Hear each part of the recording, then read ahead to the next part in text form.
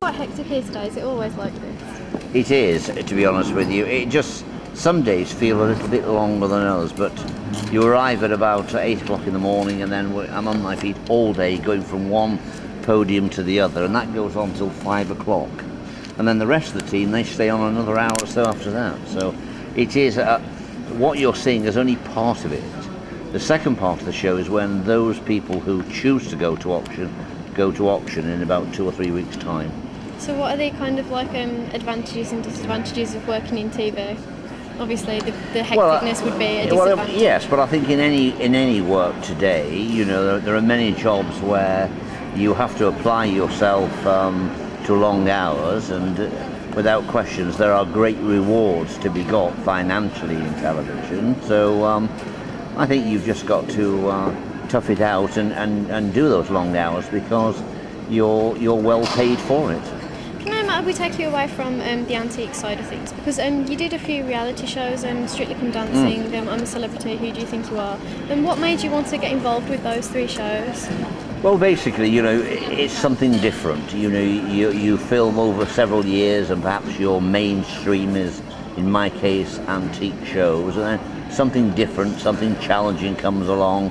And you're tempted perhaps with a contract at a price to go to the jungle, and so you can go there, earn a few quid and have an experience and something different. And so, yeah, I think you're tempted by that, and also the idea of the challenge to go and do it. You know, I thought was quite appealing, and so I went and enjoyed it. Which out of those 3 shows would you say was your favourite to take part in?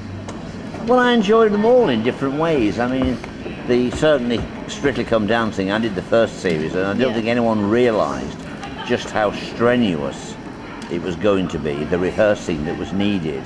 In the first series, we didn't do that much rehearsing, and that's what was required. Yeah. And with the jungle, I think it was just something totally different.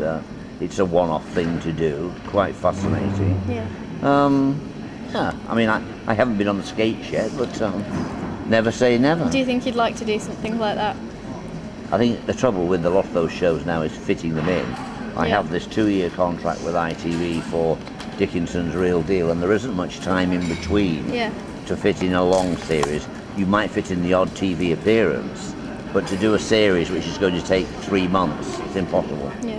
Okay, well, we're here on behalf of KIC FM, which is Kids in Communication, right. And we're doing a summer feature about promoting young people and showing young people in a positive light, which is what we're doing here, interviewing you. And what is your opinion of young people today? Well, I think young people are probably not a great deal different than when I was a young person. I think there's a lot more publicity about young people, and there certainly is a certain violent element out there, but I have a feeling it's more a minority. What you don't hear about is a lot of good young people out there, and I think there are a lot of good young people, and the emphasis is not thrown onto that. I think certainly the headlines are made by the sometimes bad minority, not by the good majority. And I don't think things have changed. I still believe there's a lot of young people out there with a lot of talent, and I think there's a lot of people that have got style, that are polite. I think there's a lot of good young people out there. I do also see there's a small element of bad ones. And it's just a shame in some ways that we don't redress the balance and say, okay, there are bad ones out there, but there's a hell of a lot of good ones too. Do you have any advice or any philosophy for the young people that are listening to this? Well, I'm going to say you've got to really aim for what you want to do in life. Sometimes things seem completely out of your reach. I believe anything is possible. And no matter what kind of a background you come from, if you come from a very ordinary working class background, and I did the same, I think anything is still within your reach. You need to apply yourself and work hard and aim towards it and persevere and keep trying. I think the best thing in life is keep trying. God loves a trier, and the chances are it can come good for you.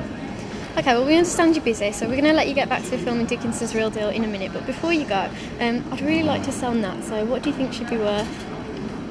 Well, I've just had a look across. What is her name? Natalie. Natalie. Natalie is an absolute Bobby Dazzler.